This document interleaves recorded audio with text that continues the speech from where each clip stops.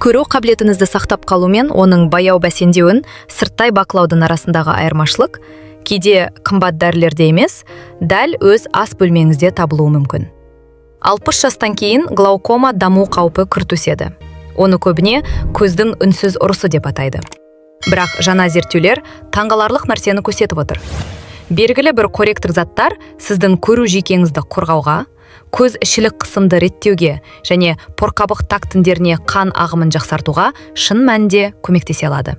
Бүгін сіз көруімізді табиғи жолмен қорғайтын, ғылыми негізі дәлелденген 7 өніммен танысасыз. Олар көруді ұрлайтын осы дерттің үдеуін сіз белгілерді байқамай тұрып-ақ баяулатуға көмектеседі.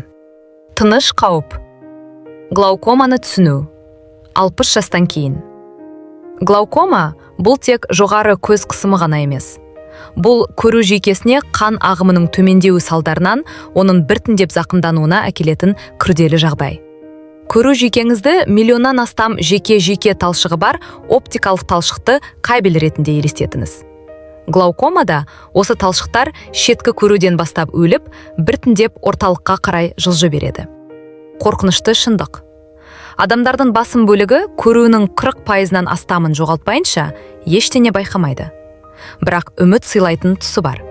Дәл сол миды және жүректі қорғайтын қоректін заттар көру жүйкеңізді де қоректендіреді. Осы 7 өнімді рационға стратегиялық түрде енгізу арқылы сіз көзіңізді қысымнан болатын зақымданудан қорғау үшін және қан айналымын жақсарту үшін қажетті құрылыс блоктармен қамтамасыз етесіз. Бірінші, қызанақ. Торқабықты тотығу стрессінен қорғайтын қалқан. Қызанақ ликопенге бай. Оған ашық қызыл түс беретін каротиноид және торқабықтың ганглиозды жасушаларын ерекше қорғайтын зат. Бұл жасушалар глаукома кезінде өте әлсіз, себебі олар көзден миға ақпарат жеткізеді. Ликопен көз тіндерінде жиналып, жарық әсерінен және қан айналымының нашарлауынан пайда болатын бос радикалдарды бейтараптайды. Зерттеулер ликопені жоғары адамдарда көру жүйкесінің зақымдануы әлде қайда төмен болатынын көрсетеді. Мен сізге осы өнімнің артықшылығын барынша арттыратын қарапайым рецептпен бөліспес бұрын маңызды бір нәрсені айтайын. Қазір көріп отырған адамдардың 99% каналға жазылмаған, бірақ көруді табиғи жолмен қорғау жолдарын үйренуде. Егер бұл ақпарат сізге құнды болса және 60 жастан кейін денсаулықты қорғаудың табиғи тәсілдерін көбірек білгіңіз келсе, қолдау көрсетіңіз. Каналға тіркеліңіз және осы видеоға лайк басып кетіңізші. Енді көзді қорғау үшін қызанақты қалай дайындауға болатын туралы. Көруді қорғау рецепті. 120 мл жаңа томат шырыны. 1 шай қасық сапалы зәйтүн майы. 1 шымшым қара бұрыш. Қалауымыз бойынша кішкентай 1 жапырақ насыбайгүл. Араластырып, таңертең аш қарынға ішіңіз. Пайдалы майлар ликопеннің сіңуін күрт арттырады, ал қара бұрыш оның биожетімділігін жоғарылатады. Бұл комбинацияны қолданғаннан кейін бірнеше сағат ішінде көзге қан ағымын жақсартатыны дәлелденген. Екінші, қырыққабат калий. Көк жарықтан қорғаушы макула қалқаны. Калий қырыққабаты лютеин мен зеаксантинге өте бай. Бұл торқабықтағы макулярлық пигментті құрайтын каротиноидтар. Бұл пигмент табиғи күннен қорғайтын көзілдіріктер секілді әрекет етеді. Зиянды көк жарықты сүзеді және фоторецепторларды зақымданудан қорғайды. Глаукомасы бар науқастар үшін бұл аса маңызды, өйткені жарықтан болатын тотығу зақымдануы торқабық жасушаларына түсетін жалпы ауыртпалықты күшейтеді. Сонымен қатар, бұл қосылыстар контраст сезімталдығын жақсартады және шағылыстың азаюына көмектеседі. Көруді қорғау рецепті.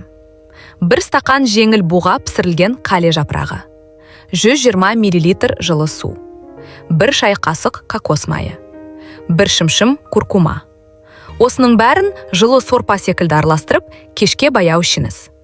Буға пісіру лютеиннің биожетімділігін арттырады. Кокос майы оның тиімді сынуын қамтамасыз етеді. Куркума көз тамырлары үшін қосымша қабынуға қарсы қолдау береді. Үшінші, сәбіз. Көру жүйкесінің коммуникаторы. Сәбіз бета-каротинмен танымал, бірақ глаукомасы бар адамдар үшін оның шын құндылығы. Торқабық фоторецепторларын қоректендіретін пигментті эпителий қабатын қолдайтын ерекше антиоксиданттар жиынтығында. Витамин А бета-каротиннен түзіледі.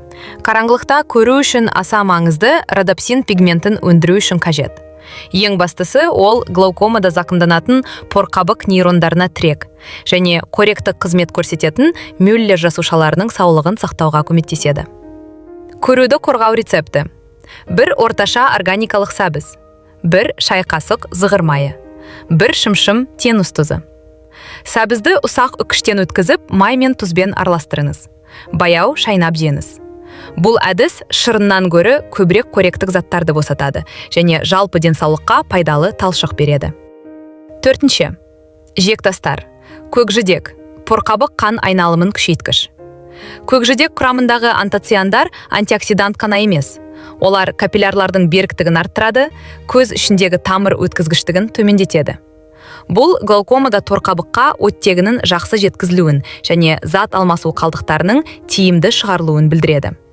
Пруантоцианидиндер родопсинді қалпына келтіруге көмектеседі және көздің склера мен қасан қабық коллаген құрылымдарын қорғайды. Бұл көз пішінін сақтап, қысым реттелуіне әсер етеді. Көруді қорғау рецепті: 120 грамм мұздатылған жабайы көкжидек, 2 ас қасық грек йогурты, 1 шай қасық шикі бал. Жидектерді ертіп, йогурттен араластырыңыз. Антоциандар мен пробиотиктердің үйлесуі корректор заттардың сіңуін күшейтеді. Ұйқыдан 1-2 сағат бұрын қолдану ұсынылады. Себебі дәл сол уақытта көз тіндерінің қалпына келу процесі ең жоғары деңгейге жетеді. 5. Қызылша: көз ішілік қысым реттеушісі. Қызылша табиғи нитраттардың ең бай көздерінің бірі. Ал нитраттар ағзада азот тотығына айналады. Азот тотығы қуатты қан тамыр кеңейткіш. Ол қамырларды босаныстып, қан айналымын жақсартады. Глаукомада бұл өте маңызды, өйткені жақсарған қан ағысы көздің сұйық бөлігінің, көздің алдыңғы камерасындағы сұйықтықтың өндірілуі мен шығуын реттеуге көмектеседі. Зерттеулер тұрақты түрде қызылша қолдану көздің перфузиялық қысымын жақсартатынын көрсетеді. Перфузиялық қысым бұл қан қысымы мен көз ішілік қысым арасындағы тепе-теңдік. Глаукоманы басқаруда шешуші рөл атқарады. Көруді қорғау рецепті: 120 мл жаңа қызылша шырыны, 1 шай қасық лимон шырыны, 1 шымшым ұнтақталған зімбір, кішкентай апельсин қабығының бір бөлігі. Қызылша шырынын сығып, барлық ингредиенттермен араластырыңыз.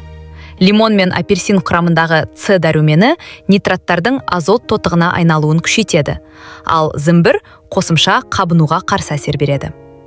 Мұны күндіз ішіңіз, өйткені дәл осы уақытта көз ішілік қысым ең жоғары деңгейге көтерілуі мүмкін. 6. Бадам, фоторецептор қорғаушысы. Бадам Е дәруменінің ең биожетінді түрі альфа-токоферолға өте бай. Бұл майда ерітін антиоксидант көздің барлық жасушалық мембраналарына кіріп, майлардың тотығу процесіне қарсы тұрады. Майлы құрылымдар зақымданғанда көз жасушалары, әсіресе ганглиозды жасушалар энергия тапшылығына ұшырайды. Глаукомада бұл өте маңызды, себебі ганглиозды жасушалардағы митохондриялар энергия көп қажет ететін, әрі тотығу стрессіне ең алдымен шырмалатын құрылымдар. Е дәрумені оларды зақымданудан қорғайды. Көруді қорғау рецепті: 6 дана шикі бадам, 1 тінге суға жібітіңіз. 120 мл жылы су, 1 шымшым даршын. Қалауыңыз бойынша 1 құрма тәттілік үшін.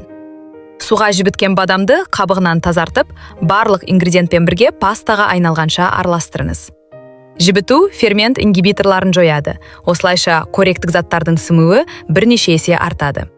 Даршын қандағы қан деңгейін реттеуге көмектеседі. Бұл маңызды, себебі қан диабеті глаукома қаупін арттырады. 7. Қызыл болгар бұрышы. Көз құрылымдарының коллаген құрылысшысы. Қызыл бұрыш 1 грамға шаққанда апельсиннен де көп С дәруменін қамтиды. Бұл дәрумен көздің дренаж жүйесі, трабекулалық пордың коллаген құрылымдарын сақтауда шешуші рөл атқарады. Глаукомада осы жүйенің тиімділігі төмендеп, көз ішілік қышым жоғарылайды. С дәрумені сонымен бірге көздегі басқа антиоксиданттарды қалпына келтіреді және көз тамырларының саулығын қолдайды. Қызыл бұрыштағы капсаицин қан тамырларын жеңіл кеңейтіп, көру жүйкесіне қан ағымын күшейтеді. Көруді қорғау рецепті: жарты қызыл болгар бұрышы, 1 шай қасық зәйтін майы, 1 уыс күнбағыс дәні, жаңа піскен ақжелкен, Бұрышты жолақтап турап, зәйтін маймен бірге шикі күйінде жеңіз. Баяу шайнау қоректі заттардың көбірек босауына ықпал етеді, ал майда ерітін қосылыстардың сүмуін арттырады. Күнбағыс дәні Е дәруменін қосымша беріп, антиоксиданттық қорғанысты күшейтеді. Көруді қорғаудың оңтайлы кестесі. Таңертең томат шырыны мен зәйтін майы. Таң ортасы үккіден өткізілген сәбіз және зығыр майы. Күндіз лимон қосылған қызылша шырыны. Кешкі уақытта қызыл болгар бұрышы. Ұйықтар алдында көкжидек пен йогурт. Аптасына бірнеше рет. Калия сорпасы аптасына 3 рет. Бадам пастасы аптасына 4 рет. Бұл өнімдер бірнеше дәлелденген механизм арқылы әсер етеді. Көзге қан ағымын жақсартады, порқабық конглиозды жасушаларын жақсартады, потығу стрессінен қорғайды. Трабекулалық дренаж жүйесінің тиімділігін арттырады. Энергияны көп қажет ететін көз жасушаларындағы митохондриялардың қызметін қолдайды. Адамдарда жүргізілген зерттеулер жоғарыда аталған қоректік заттарды көп тұтынатын адамдарда глаукома даму қаупі 30%-ға төмен, ал ауру бар кезде оның үдеуі әлде қайда баяу болатынын көрсетті. Максималды әсер алу үшін маңызды ұсыныстар. Әрдайым мүмкіндігінше органикалық өнімдерді таңдаңыз. Пестицид қалдықтарынан сақтану үшін. Бұл өнімдерді күн сайын емес, алмастырып қолданыңыз, ағзаның сезімталдығын болдырмау үшін. Көз дәрігеріне тұрақты түрде тексеріліп тұрыңыз. Бұл өнімдер кәсіби емді толықтырады, бірақ ешқашан алмастырмайды. Суды жеткілікті ішіңіз. Дұрыс гидратация көз ішілік қысымды реттеуге көмектеседі. Кофеинді бақылауда ұстаңыз. Сезімтал адамдарда ол қысымды уақытша көтеруі мүмкін. Күтуге болатын нәтижелер. 2-4 апта ішінде түнгі көру жақсарады, көздің шаршауы азаяды. 2-3 ай ішінде түстерді жақсы қабылдау, жарыққа сезімталдықтың төмендеуі. 6 ай ішінде көз ішілік қысым тұрақтанады, көру өрісі тесттерінің нәтижелері жақсарады. Ұзақ мерзімді нәтиже. Көру жоғалуының үдеуін баяулату, өмір сапасын сақтау. 60 жастан кейін көруіңізді қорғау бұл күрделі, ауыр медициналық араласуларды қажет ететін процесс емес. Бұл тұрақты, ойластырылған тамақтану стратегиясы. Осы 7 өнімнің әрқайсысы глаукоманың үдеуін тудыратын негізгі механизмдерге бағытталған нақты қосылыстарды жеткізеді. Оларды күнделікті ас мәзіріңізге енгізу арқылы сіз тек тамақтанып қана қоймайсыз. Сіз көздеріңізді сақтаудың белсенді әрекетін жасап жатырсыз. Өзіңізге сұрақ қойыңыз. Осы көруді қорғайтын өнімдердің қайсысын бүгін рационыңызға қосасыз? Қан айналымын күшейтетін қызылшаны ма? Әлде антиоксидантқа бай көкжидекті ме? Өз таңдауыңызбен бөлісіңіз. Сіздің тәжірибеңіз басқа біреуге көз денсаулығы үшін қадам жасауға шабыт беруі мүмкін. Егер сіз 60 жастан кейін де өз денсаулығыңыз бен тәуелсіздігіңізді қолдау үшін тамақты дәрідей қолдануға сенсеңіз, каналға тіркеліңіз. Біз сізге кез келген жаста толыққанды өмір сүруге көмектесетін ғылыми негізделген табиғи стратегияларды ұсынуға талпынамыз. Жақындарым, менің ең қымбат көрермендерім.